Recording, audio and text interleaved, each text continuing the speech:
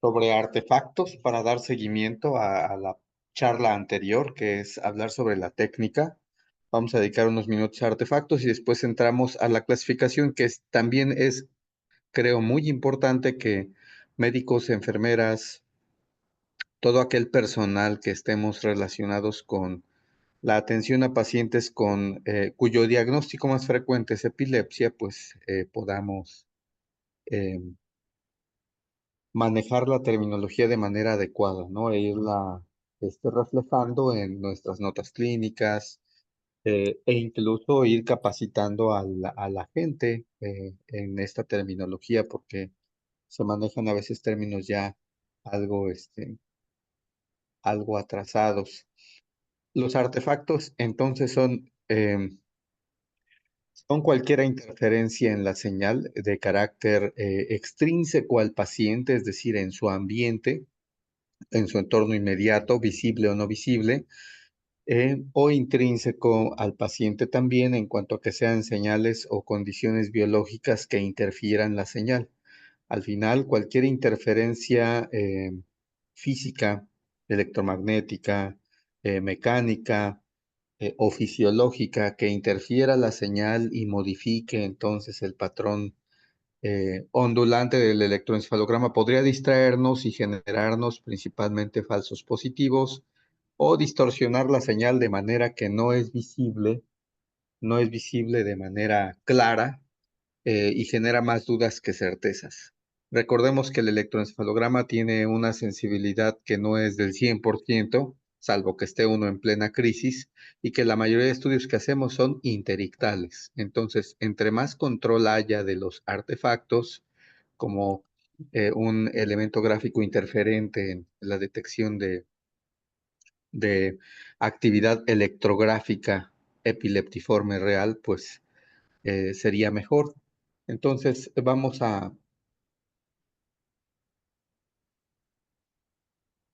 bueno, no sé si se alcanza a ver, déjenme pongo aquí,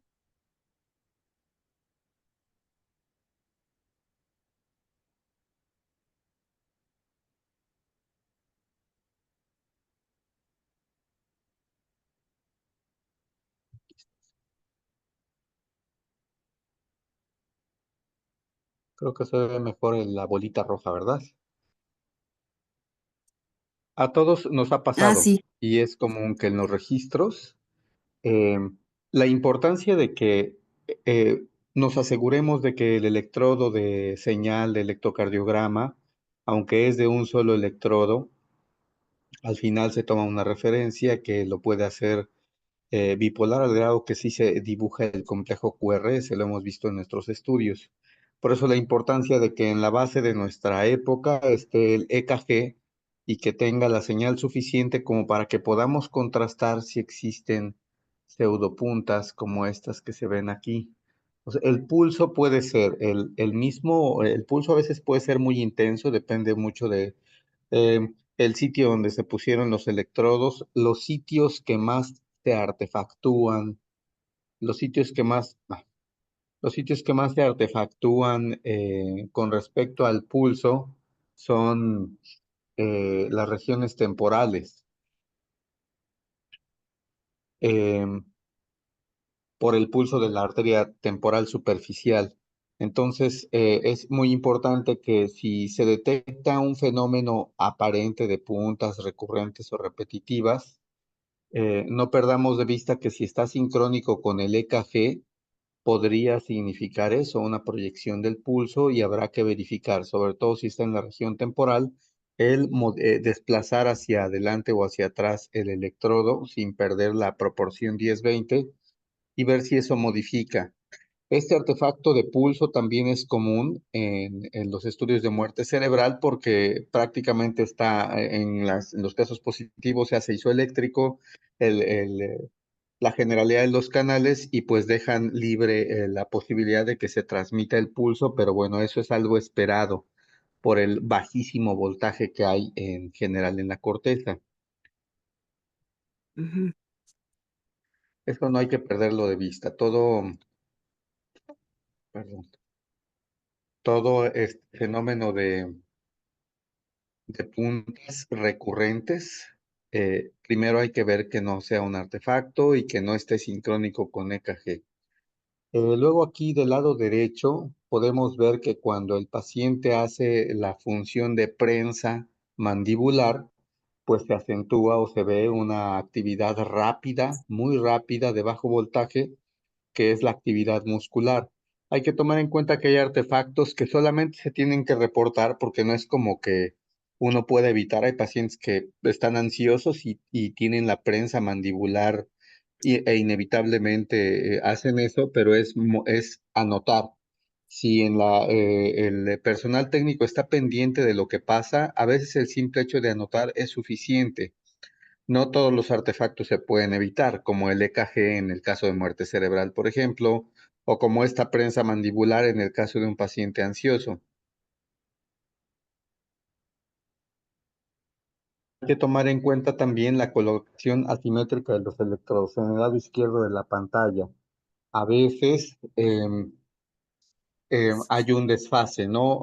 Cuando ya nos acostumbramos a ver cómo están distribuidos los electrodos en la convexidad craneal, no siempre se hace el esfuerzo de tomar las medidas. Ya uno va confiando, ¿no? En que pues, los coloca adecuadamente, pero cuando uno no tiene la experiencia suficiente, al final de colocar los electrodos se da cuenta que está hecho en chilaquil, ¿no? Entonces hay asimetría, hay disparidad del patrón reticulado de los electrodos. Ahí es pues la invitación a que se pueda conservar esto porque cuando uno revisa la señal sí es notable que hay asimetría en las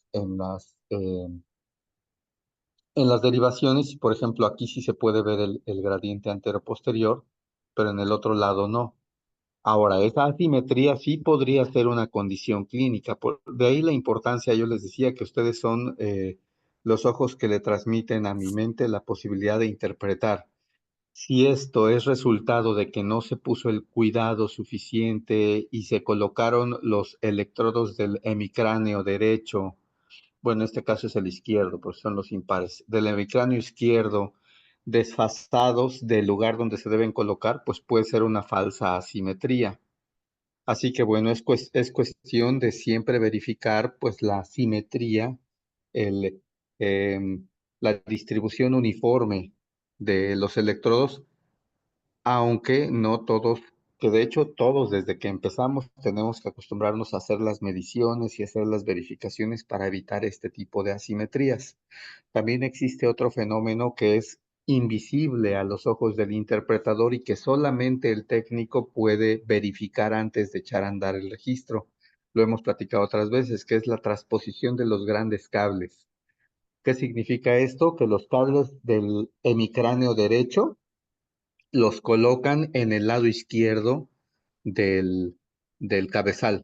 O sea, todos los pares los ponen en los pivotitos impares del cabezal y todos los impares del paciente, o sea, su lado izquierdo, los ponen en los números pares del cabezal.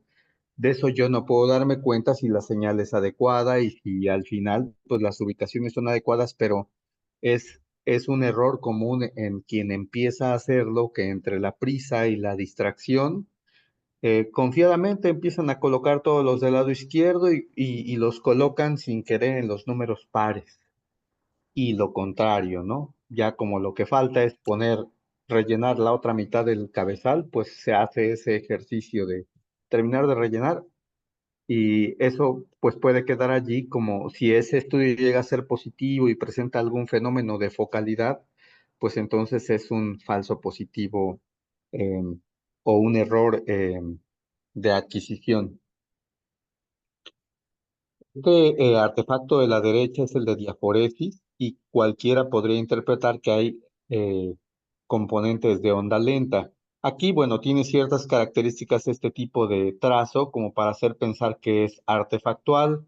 Hay que ver en dónde está ubicado. Es difícil que en una región temporal nos genere este tipo de ondas si no es que son principalmente frontales, y si este tipo de ondas se presenta en la región temporal y no en la occipital, pues me hace pensar que es un componente artefactual. Pero si el técnico aquí no me reporta que el paciente está sudando o está acalorado o que traía humedad en la cabeza, pues entonces podría generarse una falsa positividad para actividad lenta. Así que bueno, es importante que a veces el paciente llegue en buenas condiciones, bien preparado, cabeza seca, limpia, pero la capelina y el calor del lugar hacen que el paciente empiece a sudar. Entonces son otros aspectos que si ustedes notan cambios en el patrón, cuando ya está dormido el paciente, por ejemplo, o incluso estando en vigilia, pero que el patrón cambia de ser como esto que estoy marcando aquí en rojo y empieza a volverse súbitamente de esta manera sin ningún cambio clínico y ustedes notan, se acercan al paciente y ven que hay sudor, es reportar paciente con sudor.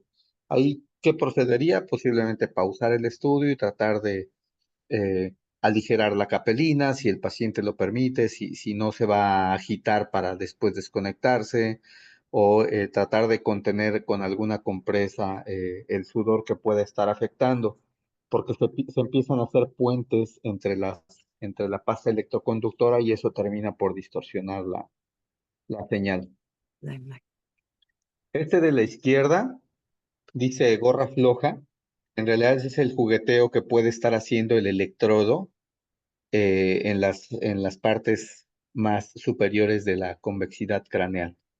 Y vean cómo ahí, aunque pareciera que es un fenómeno de polipunta y onda, bueno, la amplitud hace pensar que podría ser un artefacto, pero es lo mismo.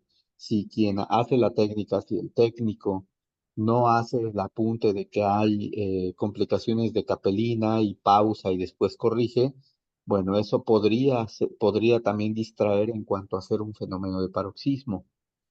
El lado derecho es nistagmo espontáneo. Como pueden ver, están concentrados estos que no son tan engañosos como actividad electrográfica, pero al final es un fenómeno pues paroxístico porque no estaba en la señal previa, sucede de manera muy focal y de manera súbita. Y bueno, esto no es esta forma triangular sí acusa a que tiene un componente motor, que es el fenómeno oculomotor. O sea, estas son las oscilaciones de los ojos cuando hay nistagmo. Son la integración de los potenciales motores, de los movimientos de los músculos extraoculares, y así se ve un fenómeno de nistagmo. Ver este patrón de triangulitos en las regiones frontopolares eh, tendría que llevar a quien está haciendo el estudio a echarle un vistazo a los ojos y reportar la presencia o no de nistagmo.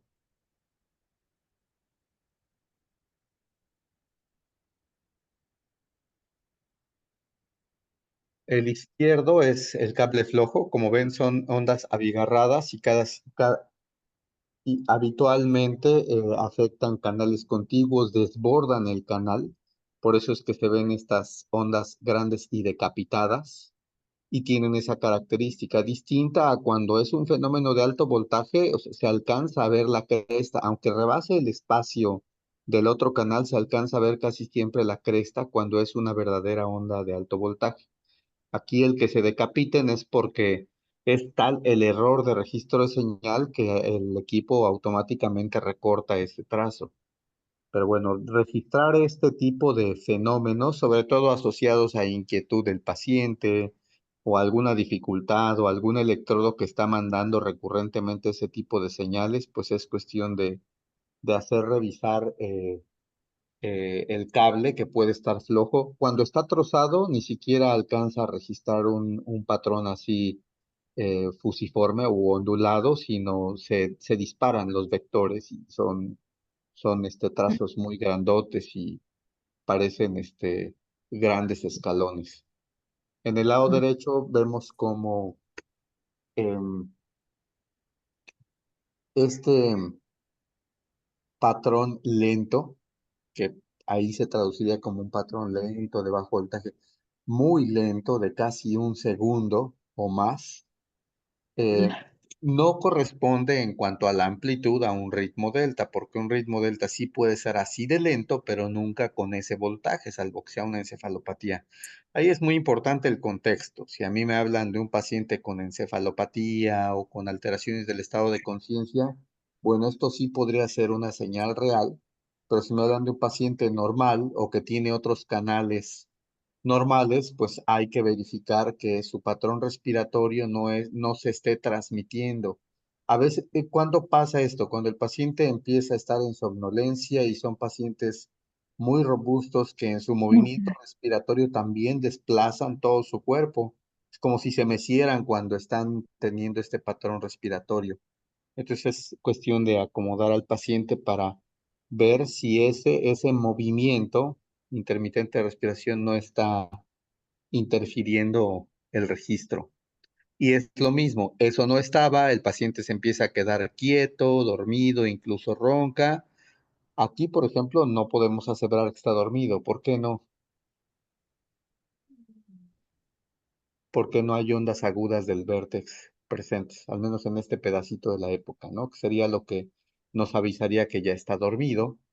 Y si esto de que esté dormido porque hay ondas agudas aquí, Ujú. se parecen a estas, por ejemplo, que esto estuviera aquí en el canal que tiene CZ, en los dos canales que tiene CZ, esas ondas agudas del vértex advierten que el paciente está en fase no REM 2, y si eso se Ujú. acompaña con este tipo de ondulaciones, hay que ver que no sea su respiración.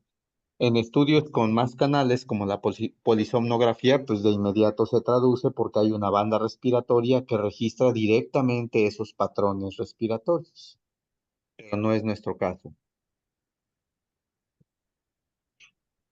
El movimiento ocular en distintos montajes, decíamos, pero la característica son los electrodos frontopolares los que registran este patrón eh, de montañitas o triangulitos cuando son eso, movimientos extraoculares.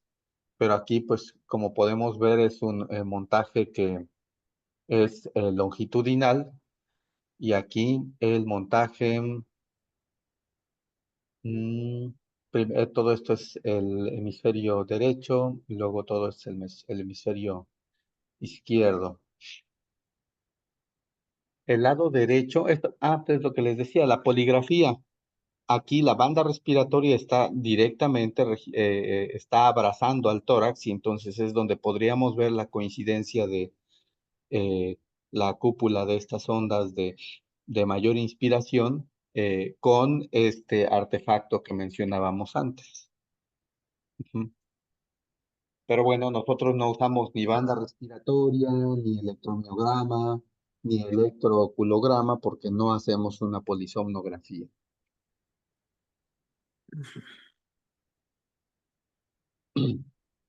Estar pendientes de los movimientos de electrodo a veces, de repente es como que, bueno, si las impedancias están normales ya no hay ningún problema. Las impedancias son un registro de un indicador de que hay un buen flujo de la señal a través del paciente hacia el equipo, o sea, no está habiendo resistencia a la adquisición de señal y eso está muy bien, pero eso no significa que entonces ya no haya ninguna contingencia, ningún problema técnico. Más bien durante el desarrollo de todo el estudio es que aparecen esos problemas técnicos, ¿no? En forma de artefactos porque se desconectó, se jaló un electrodo, está eh, em, haciendo falso contacto, como si estuviera jugueteando el electrodo en la superficie porque está floja la capelina o porque el paciente se está durmiendo, se está moviendo o porque está sudando y empieza a derretirse la pasta electroconductora y empieza a haber puentes entre los electrodos si están muy cercanos porque no se tomó la medición adecuada y empieza a haber este tipo de fenómenos como si los electrodos se empezaran a desplazar o a ser inestables en su señal.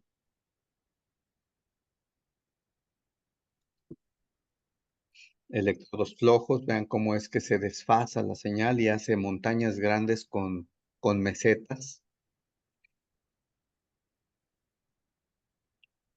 Esto sobre todo es en equipos viejitos, en donde también se ocupaban antes em, electrodos con pivote macho, era más probable que se fuera haciendo floja la entrada del cabezal y entonces las agujitas de los electrodos empezaban a tener juego.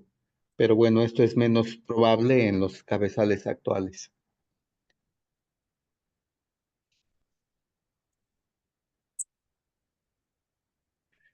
No hemos tenido nosotros algún caso todavía, pero hay pacientes que llegan con dispositivos de estimulación vagal o transcraneal, no transcraneal, de estimulación cerebral profunda o de estimuladores vagales que generan señales de esta naturaleza. Algunos pacientes con marcapasos también podrían alcanzar a generar un ruido muy periódico y bueno, eso es algo que se tiene que notificar, ¿no? Si algún paciente de los que llegan tiene este tipo de patrones, de hecho, desde antes se les tendría que, entiendo que habitualmente para fines de seguridad en ventanillas que se les pregunta si tienen algún marcapaso o algún dispositivo de esa naturaleza por el hecho de que pues están cerca de magnetos y esas cosas, ¿no?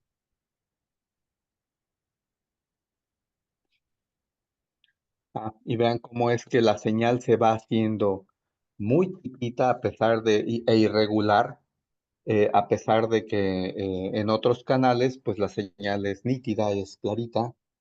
Entonces, cuando se va extinguiendo la señal o cuando se vuelve definitivamente exorbitante, o sea que solamente se ven como escalones, probablemente el electrodo ya caducó en cuanto que ya está desgastado, fragmentado, trenzado, ya no es un buen conductor.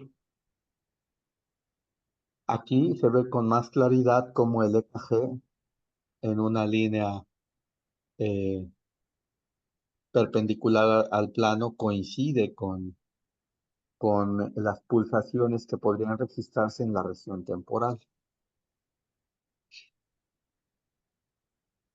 Aquí, si recuerdan, es el equipo que usábamos antes, el GRAS. Ujú. Eh, son para la nostalgia estas fotografías. Nada más era mostrar cómo los filtros, que por cierto, en este nuevo equipo pasa también a veces, em, que se olvida poner el filtro de 60 Hz y la señal sí se ensucia de esta manera, pero no podría yo diferenciar si ustedes no me notifican, el paciente está activa o está con tensión mandibular, pero si uno aplica el filtro adecuadamente se limpia la señal. Es algo que hay que, em, es algo que hay que estar verificando también frecuentemente, aparte del asunto de la impedancia. Cuando ustedes ven que se ensucia la señal, a veces por alguna razón o por algún reciclaje que hace el equipo, pierde el comando de estar filtrando y entonces uno tiene que estar verificando que los filtros sí estén activos cuando llega a ensuciarse la señal.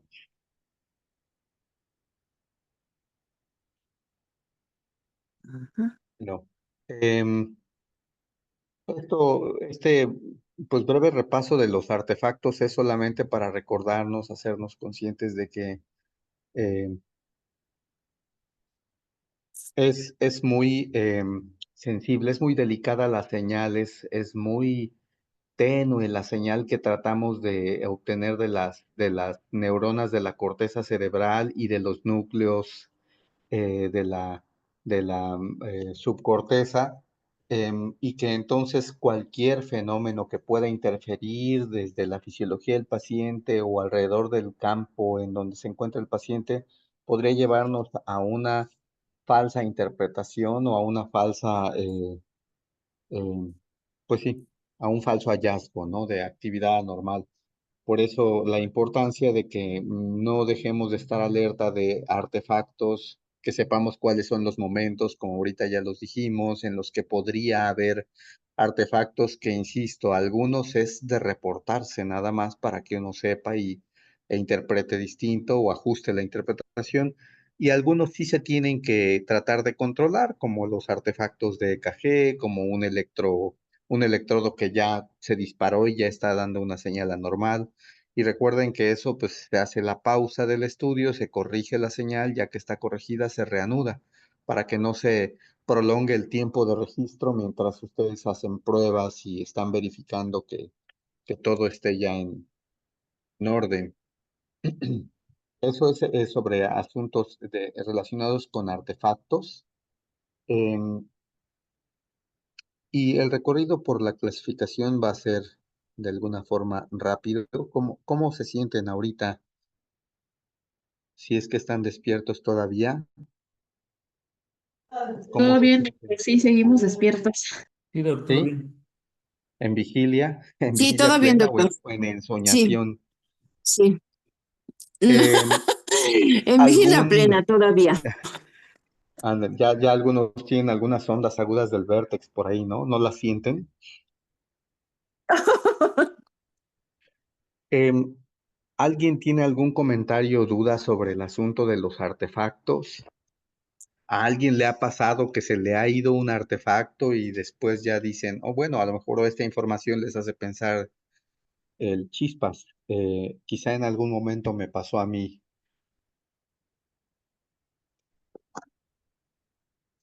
Bueno, es que yo ahorita estoy hablando con quienes ya tienen suficiente andar en esto, ¿no?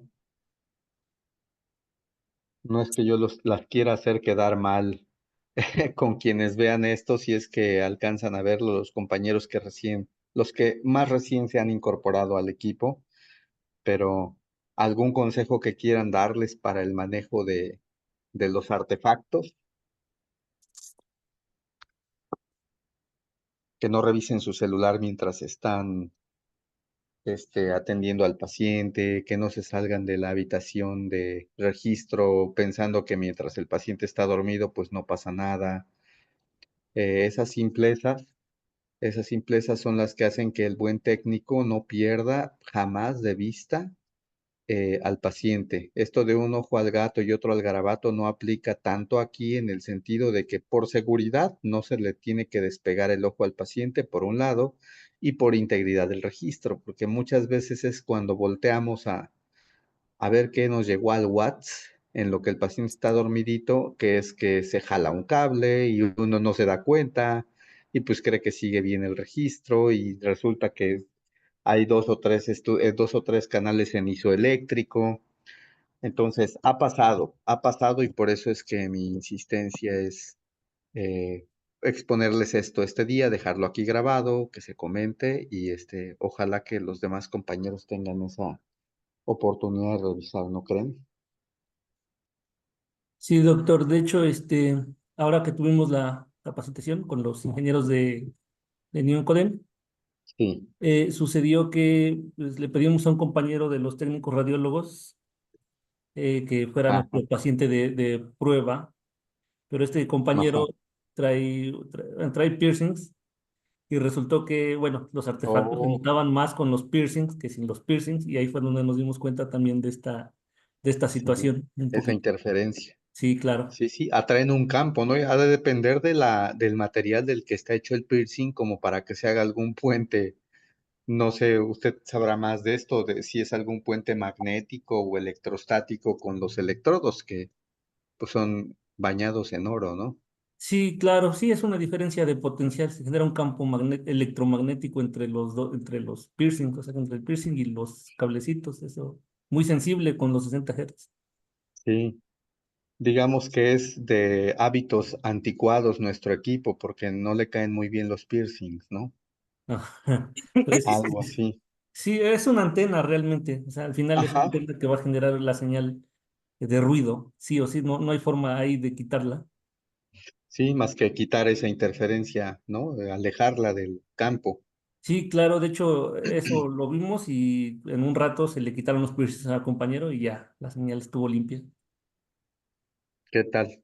Sí, pues súper valiosa esta aportación, Inge. Y yo creo que es parte de lo que nosotros, bueno, las compañeras como técnicos técnicos en electro, tienen que cuidar, ¿no? La verdad es que particularmente quienes nos acompañan hoy son de las compañeras que más cuidado tienen, más delicadeza y paciencia con los pacientes, pero no obstante, Hay, insisto, hay artefactos, hay condiciones que lo rebasan a uno y pues el paciente irritable que se acaba de despertar y que está inconsolable y dice uno, bueno, pues tengo que aplicarle la ELI, aunque esté inconsolable, señora, trate de mantenerlo y aunque sabemos que hay un ruidazazo en cuanto a los artefactos de movimiento, es paciente irritable, se aplica ELI para tratar de completar algún estímulo en vigilia. Hay pacientes que ya no lo permiten, pero pues ese esfuerzo se agradece, al igual que el esfuerzo de notificar cualquier contingencia. La nota clínica a mí me guía mucho. Cuando a veces son escuetos o no se alcanza a poner, me genera a mí mucha confusión porque ni hay datos en la nota clínica, ni hay anotaciones a lo largo del estudio. Sí se nota quien es cuidadoso del paciente tanto en vigilia como en sueño y sí se nota cuando pues lo dejan ahí durmiendo, ¿no? Entonces sí es un poco la invitación. No me refiero a dejarlo de abandonarlo, sino a que no se presta atención al monitor y al paciente igual cuando está dormido que cuando está despierto, cuando debería ser igual. A eso me refería. Si están ustedes de acuerdo, vamos a intentar avanzar también. Si ya sienten que cabecean mucho, me avisan. Esto es importante también. Las crisis epilépticas y las epilepsias, yo creo que ocupan como motivo de indicación para nuestros estudios el 90% de las veces, sea pacientes que tienen la duda diagnóstica o pacientes que ya están diagnosticados y en seguimiento. Crisis epiléptica se define como la presencia transitoria de signos o síntomas debidos a la actividad neuronal cerebral anormal, excesiva y sincrónica. Se ha ido acotando a sus mínimos términos. Neuronal siempre va a ser, cerebral desde luego, aunque hay neuronas en muchas otras partes de nuestro sistema, el sistema nervioso autónomo, los plexos mioentéricos, por ejemplo, la médula espinal, etcétera, pero son de origen cerebral y son fenómenos clínicos transitorios, pero aquí es importante, son signos o síntomas. Entonces, muchas veces hay sintomatología que podría ser parte de una crisis y no solamente signos motores o signos que uno pueda recoger como examinador. Muchas veces se le tiene que dar crédito a la sintomatología, es decir, aquello que el paciente nos refiere, pero que nosotros no podemos tomar de manera objetiva ni medir. Tenemos que creer en esas sensaciones, sensaciones de invasión, sensaciones de hormigueo, de objetos, de visiones, de ideaciones, de emociones que le vienen igual así de manera sorpresiva al paciente, pueden ser formas de crisis epilépticas, o sea, no todo es motor, como lo vamos a ver ahora. Estas crisis ocurren en asociación temporal con un daño agudo al sistema nervioso central de tipo estructural. ¿A qué me estoy refiriendo? Aquí, de hecho, hay un error en cuanto que son crisis o fenómenos sintomáticos agudos, aquellos fenómenos, voy a regresar, de actividad neuronal cerebral anormal. O sea, este,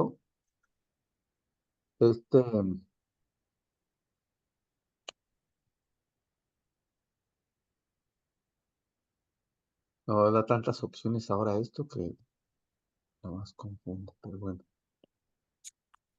Mire, yo no quería hacer un rombo. Chispas, yo quería escribir. Ah,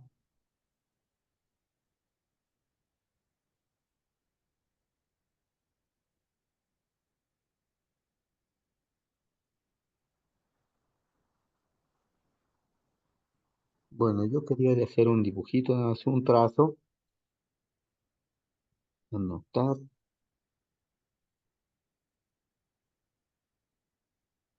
borrar. Sí, es dibujar, perdón. Perdón, hay que estar haciendo mis experimentos. Neuronal cerebral anormal, excesivo y sincrónico. Eso, vamos a tomar esos términos. Y esto es epiléptico. Y adquiere una actitud sintomático. O sea, hay una causa que vuelve al sistema nervioso susceptible de tener descargas neuronales cerebrales anormales excesivas o sincrónicas, ¿sí? Es decir, un Ajá, fenómeno febril, un traumatismo, un infarto cerebral, una meningitis o un absceso cerebral, un tumor cerebral, una hipoglucemia, todo eso provoca ajá. que las neuronas se vuelvan inestables y generen descargas y presentan una crisis que la mayoría de las Ajá, veces es motora, ¿no? Es una crisis ajá, epiléptica, pero eso no es, esto que está en esta diapositiva no es epilepsia en sí. El paciente se ajá, traumatizó y convulsionó del golpe, tuvo una crisis motora o convulsiva del golpe, pero no se declara como epilepsia en ese momento. Todos estos, y muchos de nuestros pacientes llegan, es que se intoxicó y empezó a convulsionar. Es que lo encontraron con sobredosis, es que la paciente tuvo a su bebé y durante su parto se puso eclámptica y convulsionó. Bueno, eso, si se les pusiera el electro, en efecto, hay descargas eléctricas y actividad neuronal cerebral excesiva, sincrónica, y eso provoca la crisis en sí. Pero no se define como epilepsia porque son fenómenos agudos, pasajeros, temporales, o mm, sea, al cerebro se le forza a condiciones anormales, a un ambiente anormal de funcionamiento, por ejemplo, una hipoglucemia, pues si lo ponen a trabajar sin gasolina, pues trastabilla el cerebro y claro. suelta una crisis, una descarga hipersincrónica. Esas son crisis sintomáticas, no epilepsia en sí. La epilepsia es esa susceptibilidad que se tiene aunque no haya ninguna de estas condiciones, esa susceptibilidad, y ahora cómo borro todos estos detalles, esa susceptibilidad que se tiene a tener descargas recurrentes. Ahora, el que uno tenga una descarga, aunque no haya ninguna de estas causas acá, es tarea del médico definir, a ver, tuvo una causa cercana que le provocó crisis y le quité esa causa y dejó de tener descargas, no es epilepsia. Pero el paciente Ujú, no tuvo ninguna de estas causas cercanas que le precipitaran la crisis y tuvo una descarga. Entonces probablemente trae en su cerebro instalada una condición susceptible de descargar. Eso es lo más, ahí sí hay más probabilidad de que sea una epilepsia, o sea, la repetición de esas descargas, aunque no haya un precipitante, es a lo que se le llama epilepsia. Por eso parte de la definición de la, no de crisis, sino de la epilepsia en sí es la recurrencia, la cronicidad. Eso es la epilepsia. Es un cerebro susceptible de entrar en cortocircuito, haya o no una causa visible. No es un problema menor. Aquí hay algunos datos clave para América Latina. Eh, 50 millones de personas en todo el mundo tienen epilepsia. Es una de las enfermedades neurológicas más comunes. ¿Quién nos puede decir que no? En el ITAES, pues sí, prácticamente decíamos el 90-95% de los estudios que se nos solicitan tienen que ver con este diagnóstico, por eso la importancia de que sepamos la terminología. Hay mortalidad asociada a epilepsia, desde luego, si las crisis se descontrolan, los pacientes mueren por accidentes, no por la crisis en sí. Quizá uno en 100.000 sujetos con epilepsia muere por efecto de la crisis porque su organismo no soporta esa crisis que se le desbordó, pero eso no es lo común. Lo común, si hay mortalidad asociada a epilepsia, es que al paciente le aparece una crisis atravesando la calle o manejando o en alguna condición en la que al perder la conciencia, pues le genere un accidente o una complicación traumática alrededor de la crisis, no la crisis en sí. Y bueno, los datos clave sobre Latinoamérica, pues siempre nos recuerdan pues la miseria y la poca accesibilidad a especialidades, a médicos, a diagnóstico, eh, y pues que nuestra brecha con respecto a otros países más desarrollados todavía, a estas alturas del milenio, todavía es grande. Y bueno, pues nuestro servicio creo que tiene esa relevancia social. Acercamos un diagnóstico que no es tan fácil, que no es tan barato fuera de las instancias gubernamentales, Y bueno, pues está en nuestro esfuerzo el que no solo sea accesible, sino de buena calidad. Entonces, conceptualmente la epilepsia es ese trastorno cerebral caracterizado por la predisposición duradera a tener crisis epilépticas y además se agrega a la definición esto, es decir, no solo nos quedamos con aquello que refiere a las crisis. Las crisis son resultado de que el cerebro está predispuesto a tener descargas, que ya dijimos crisis epiléptica, pues son descargas excesivas. Pero también ya en la definición se habla de consecuencias neurobiológicas, cognitivas, psicológicas y sociales. Dice uno, bueno, pues parece ser estas tendencias, ¿sabe? Que vamos a meterle más elementos que tengan que ver con la sociedad, bla, bla. No, la verdad es que la epilepsia, en cuanto se declara en una persona, cambia por completo su pronóstico de capacidad cognitiva, de estado emocional y de función social. Por eso es importante que sepamos que a la epilepsia no es solo la persona que tiene convulsiones y debe tomar medicamentos y tan tan. No, hay consecuencias por el mismo tratamiento, por la epilepsia en sí, por la evolución de la epilepsia que pueden tener repercusiones de este nivel y por eso la importancia de que se detecte a tiempo y se trate de manera adecuada. Debe haber al menos una crisis epiléptica, no dos. Antes se pensaba, a partir de la segunda ya es epilepsia. La primera, no. Si tuvo solo una, a lo mejor fue una crisis provocada, como las que dijimos aquí, una crisis sintomática.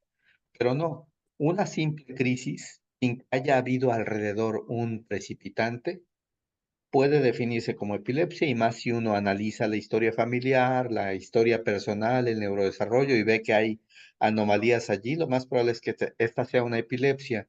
¿Por qué tomarlo así? Porque si tomamos el criterio de esperarnos a una segunda crisis, pueden pasar años y esos años sin una nueva crisis pueden tener más alteraciones psicológicas, cognitivas y de comportamiento en esta persona, aunque no haya tenido su segunda crisis visible porque si se dan cuenta, muchos de los estudios que hacemos en conjunto salen positivos y el paciente no convulsionó durante el estudio, pero evidentemente tuvo descargas. Entonces, la epilepsia no es solo las crisis que se ven, son todo, o sea, es la susceptibilidad a descargas y muchas de las descargas no visibles las detectamos precisamente durante el electroencefalograma.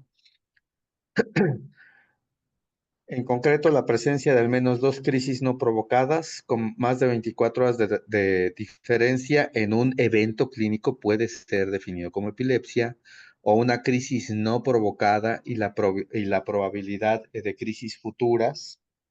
En un periodo de 10 años, pues esta parte que es así textual, la definición que deja la ley, es de lo que les hablaba, de si uno identifica que el contexto es de riesgo para epilepsia, no hay que esperar que haya una segunda crisis, si evidentemente la crisis que presentó este paciente, por ejemplo, en la infancia es común, de que pues estaba ahí en plena clase o apenas se había despertado para ir a la escuela y ¡pum! Cayó en el baño y tuvo su primera crisis, sin que algo más le haya provocado la crisis en sí, como un golpe. A veces, cuando se encuentran a los chicos en el baño o a la persona golpeada en el baño, asumen, es que se resbaló, se pegó en la cabeza y entonces convulsionó.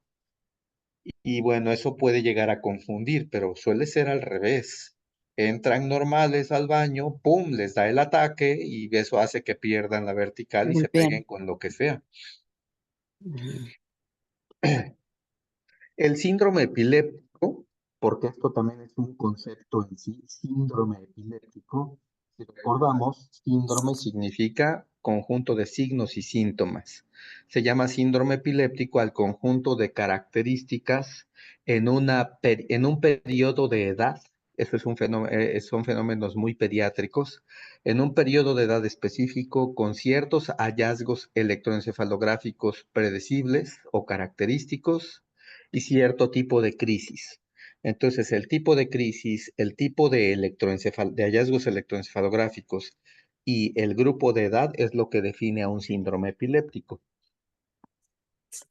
Y es como ha evolucionado a lo largo del tiempo desde hace Desde 1981 es que se intentó clasificar por primera vez el fenómeno epilepsia, porque incluso se hablaba antes de eso como pequeño mal y gran mal, ¿no? Como si fuera epilepsia pequeña, epilepsia grande, una con problemas a lo largo de la vida del paciente y otra con menos problemas, pero se ha ido desagregando, más bien agregando, arborificando la clasificación en la medida que se identifican niveles de disfunción, ubicaciones, focalidades, alternancias, evolución en el tiempo y sobre todo tiene importancia pronóstica, ¿no? Y además, pues se ha diversificado por las causas, se ha podido saber más.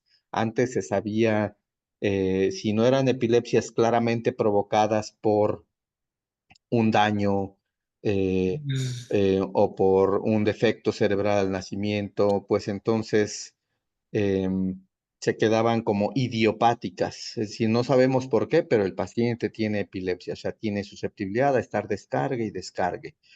Eh, pero ahora que se ha abierto la ventana del genodiagnóstico, pues a través de eso es que se ha encontrado que los defectos que vuelven susceptibles a muchas personas epilépticas de tener crisis son defectos diminutos, súper íntimos en las células, en sus paredes, en sus canales. Esos defectos hacen que sean células, muchísimas células neuronales las que sufran esa anomalía y entonces tengan descargas anormales. Esta que les muestra acá es la clasificación general y es importante, por ejemplo, eh, digo, se va a quedar la grabación para que con calma puedan revisar. Hay una página que se llama Epilepsy Diagnosis, que es de la ILAE y que nos lleva de la mano en la definición de cada una de estas posibilidades, pero creo que ahorita sí vale la pena solo precisar que las crisis se clasifican de acuerdo a su inicio y esto pues nos lo da el interrogatorio si inició focalmente, si inició de manera generalizada o si no se sabe cómo inició. No todas las veces, si hablamos de que el primer fenómeno podría definir al paciente como con epilepsia, si no se sabe del inicio, bueno, se tiene que clasificar así como de inicio desconocido porque ni siquiera sabemos cuándo va a volver a presentar otra. Cuando es de inicio focal, hay que ver si la conciencia está alterada o no alterada y el que sea de inicio focal es porque el paciente suele experimentar el fenómeno. Dice, se me empieza a mover la mano, se me empieza a enchuecar la cara y a sacudir, empiezo a parpadear sin querer, empiezo a sentir frío en la pierna o empiezo a sentir que alguien me acecha o que alguien me quiere atrapar de repente y después se me va. O empiezo a sentir que hay un enojo incontrolable. Decíamos hace rato que la focalidad puede tener muchas manifestaciones y no solo las motoras. Por eso es que aquí lo focal se clasifica como motor, todas estas. ¿Y cómo se diferencian? Pues porque unas duran mucho tiempo, otras más tiempo, unas son más periódicas, otras menos periódicas, unas son más drásticas, unas afectan unas partes del cuerpo, otras no, eso viene en las definiciones específicas. Y lo no motor son esas que son focales en las que el movimiento no es la principal característica, sino cambios en la conducta, cambios en la función visceral. Hay pacientes, hace poco me tocó el diagnóstico de una epilepsia, le llamaban antes epilepsia abdominal. Son epilepsias del lóbulo temporal en las que el paciente lo que siente es un cólico súbito, se doblan del dolor y así dura 5 segundos y después como si nada. Y esa es su epilepsia. Y esos pacientes pueden pasar años tratados como gastritis crónicas y les hacen biopsias y endoscopías y resulta que son fenómenos de epilepsia del lóbulo temporal, que lo que hace el foco epiléptico es alterar a través del nervio vago, pues hacerle sentir al paciente que el síntoma está en el estómago. O la descarga viene desde la corteza cerebral, pero viaja a través del nervio vago y genera síntomas viscerales. Crisis de hipo, por ejemplo. fenómenos sensoriales, decíamos, o emocionales o cognitivos, es decir, que se evocan sensaciones, pensamientos o conductas, pero tienen ese carácter que son breves, son autolimitados y son estereotipados. ¿Qué significan estos términos? Pues eso, breves, pues que es de una corta duración. La mayoría de crisis, 9 de 10 crisis, se autolimitan dentro del primer minuto. Rara vez se extienden a 3. Muy, muy rara vez se extienden a más de 5, que es cuando ya se tiene que dar un manejo medicamentoso de urgencia, ¿no? A eso se refiere lo Ujú, autolimitado, que son breves, a breves y autolimitadas, y que son estereotipadas, es que siempre se parecen, sobre todo si la causa es la misma, por ejemplo, una displasia cortical o un tumor cerebral o un defecto genético, siempre van a provocar ese tipo de crisis. Mamá, ya me va a dar. Y siente el chico, avisa, eso, a eso antes se le llamaba aura, pero ahora se sabe que es parte de la crisis. Son fenómenos focales en los que la persona se percata de que ya tuvo un cambio, porque siente un hormigueo, porque siente un acecho, porque siente un malestar estomacal, siente algún tipo de obnubilación, pero es capaz de expresarlo. Entonces esas son crisis focales en donde se mantiene más o menos consciente o plenamente consciente o más o menos consciente el sujeto y sí logra experimentar y caracterizar esos fenómenos. Hay fenómenos ujú, focales que llegan a extenderse, a propagarse por la corteza y es cuando ya se generalizan, que antes se llamaba focales, secundariamente generalizado. Quizás si ustedes recuerdan en la escuela de medicina o de enfermería, es que le decíamos parciales. El término correcto actual es focal, parcial ya no se usa. Por ahí hay compañeros médicos que prescriben el estudio y dicen crisis o epilepsia parcial. Ya no se usa lo de parcial porque genera muchos conflictos, sobre todo en las traducciones o en la explicación. No hay parcial y total, sino hay focal y hay generalizado. Les decía que se tiene que buscar el contexto de las comorbilidades, todo aquello que afecta al sujeto enteramente o enfermedades que afecten específicamente al sistema nervioso central y lo hagan más o menos susceptible de tener crisis y las causas que podrían estar precipitando no solo una vez, sino una vez y de ahí en adelante inducir un daño que deja susceptible al cerebro de tener descargas repetitivas. Las causas estructurales. Decíamos hace rato, un traumatismo. Sí, si un traumatismo provoca una convulsión dentro de las primeras 24 horas, son crisis postraumáticas inmediatas. Y ese es un fenómeno de respuesta casi fisiológica, pudiéramos decir, fisiopatológica del cerebro al traumatismo, pero no es sinónimo de ya se quedó con epilepsia este paciente. Pero si el traumatismo le generó un daño estructural mayor, del cual no se recuperó ese cerebro, pues lo va a dejar susceptible de convulsionar recurrentemente, de tener crisis recurrentes. Esto se convierte en una epilepsia postraumática.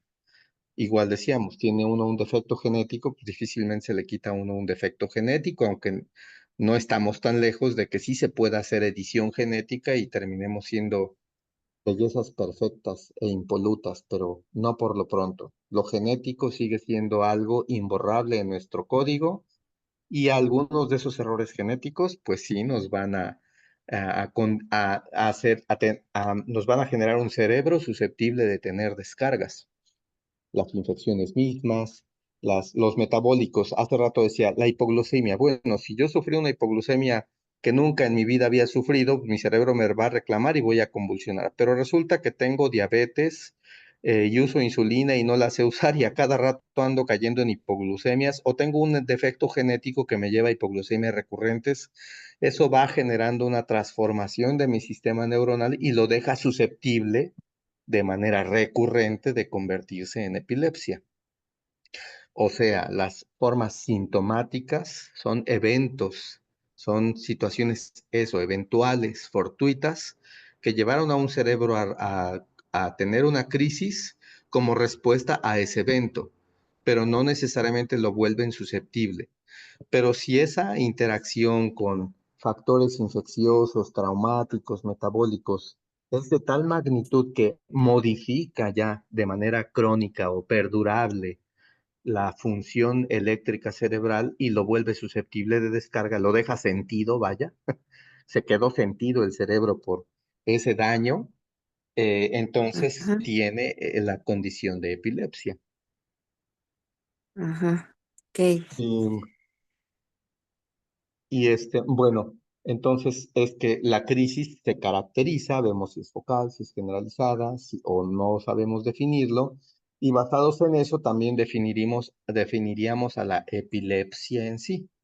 La crisis y su recurrencia es lo que nos lleva al terreno de la epilepsia.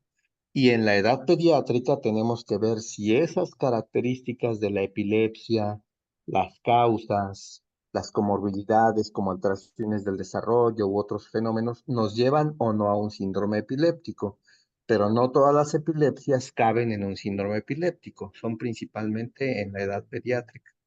Las siguientes diapositivas creo que no es un momento para desglosarlas todas, quizá lo dejemos para em, otro momento de más energía y más atención, porque yo creo que ya agoté el tiempo lógico, pero esto es algo que tenemos que revisar conceptualmente.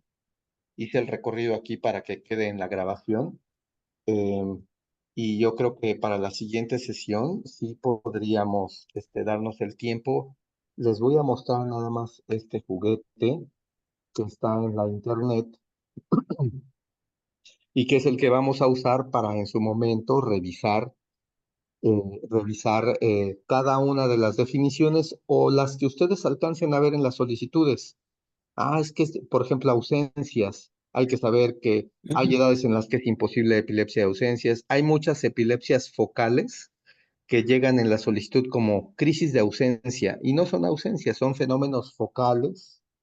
eh, Fenómenos focales, miren, las generalizadas, no motoras, tipo ausencia. Nos vamos a las ausencias, hay que abrir cuenta allí, eso es gratuito en la ELAE, cualquiera persona en realidad, y trae videos que nos dejan ver cómo es una crisis de esas características. Entonces, algunos traen de trasfondo el electro y podemos ver cómo se modifica el trazo, y ahí está. Es el ejercicio que hacemos allí, ¿se acuerdan? El de la hiperventilación.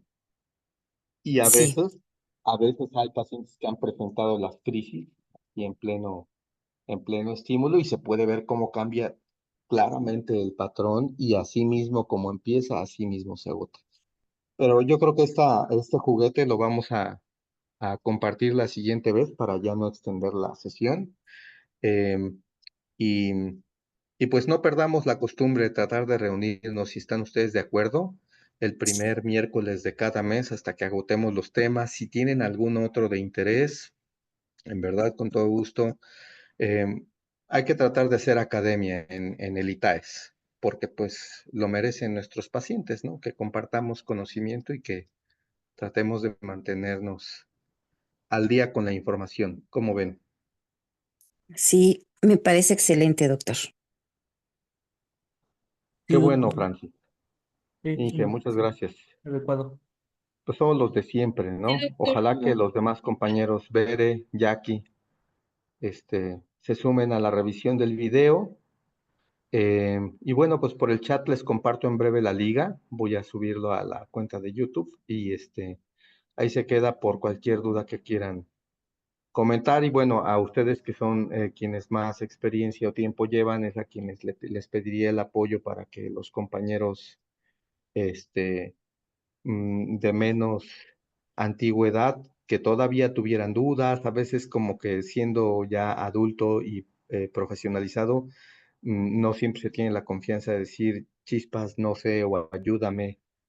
Ojalá que en nuestro equipo sí se dé, el que se puedan permear las dudas, porque les decía, los estudios de electro son muy susceptibles de tener fallas en la adquisición y que eso como una bolita de nieve que después se convierte en una avalancha. Si no se detecta allí el problema, puede después precipitarse en una interpretación errónea o en un estudio inacabado o insuficiente que termina teniendo que repetirse, ¿no?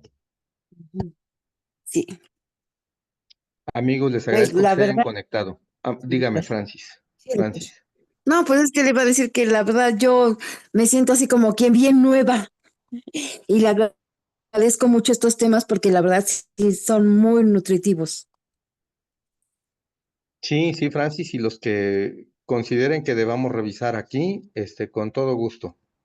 Digo, si alguien también quiere compartirnos algo de las experiencias que tiene, la información que va encontrando, adelante. Por allí me llegó un libro para técnicos en electro, por cierto, igual ya lo tienen por ahí, pero se los comparto en el chat para que lo vayamos revisando. Trae algunas cosas que hacemos un poco diferente, pero tenemos nuestros motivos y bueno, vale la pena conocer otras ópticas del proceso. Sí, doctor, está Pues bien. Sí, doctor. que descansen ustedes, seguimos en contacto, yo estoy aquí a la orden. Muchísimas gracias, doctor. Que tenga bonita noche. Igualmente, un abrazo a todas el ITAS. Sí, Igualmente, gracias. doctor. Muchas Gracias. gracias, Buenas doctor, noches. por todo. Buenas noches. Igualmente, un abrazo. Bye. Igualmente. Hasta luego.